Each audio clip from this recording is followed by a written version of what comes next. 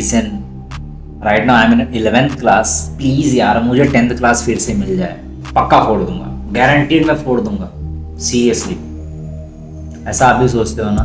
जब आप 12th में हो तो 10th की याद आती है, 5th क्लास देख लगता है अरे यार it's very simple, you know why? ऐसा क्यों होता है आपको पता है?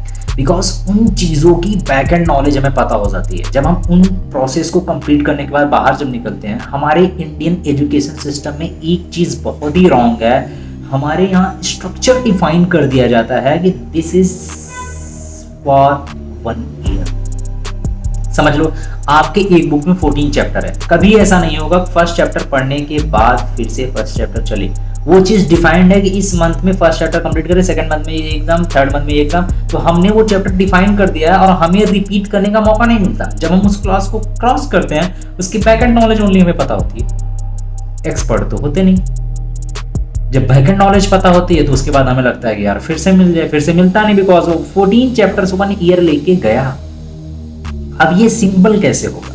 देखो, इसीलिए फ्लिप क्लास का इन्वेंशन हुआ था अदर कंट्रीज में।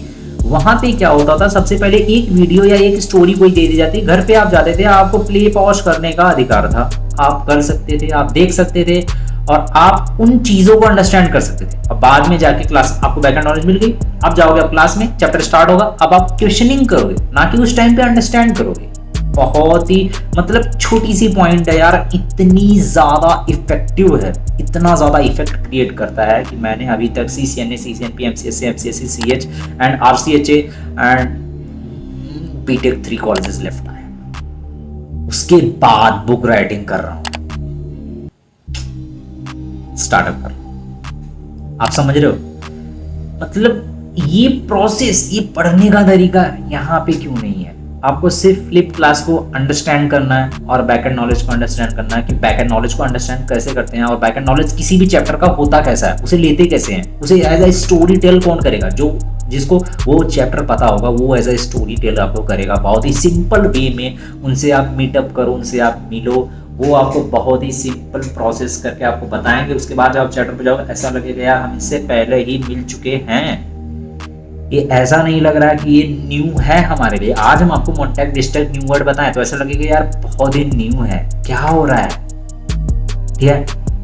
बट यही चीज मैं आपको as a past memory base पे बताऊं कि Montag means Monday, understand means Tuesday, तो ये चीज हो गया आपके पास्ट मेमोरियल बेस पे। अब आपको अंडरस्टैंडेबल फॉर्म में हो गया है, अब आप समझ सकते हो कि मैं क्या कहना चाहता हूँ, because Montague is the Monday and district is Tuesday, this is German language, live it. और ऐसे होता है पास्ट मेमोरी बेस पे कुछ स्टोरीज।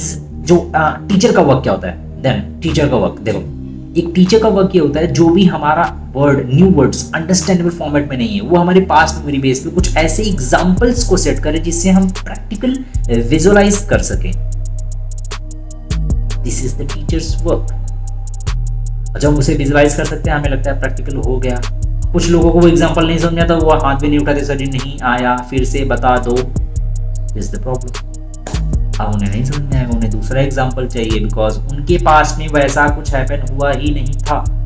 चलो ग्रेट वन, बाय। अब आपको समझना है फ्लिप क्लासेस जो कि मैं स्टार्टअप कर रहा हूँ back end knowledge only provide कराने के लिए। So good bye, tata, have a nice day. Subscribe कर लेना, नया यार पता नहीं, चलो अच्छा बेल आइकन दबा देना, उसके बाद फिर लाइक भी कर देना। नहीं करोगे अच्छा मज़ा नहीं है, डिसलाइक कर देना। चलो बाय।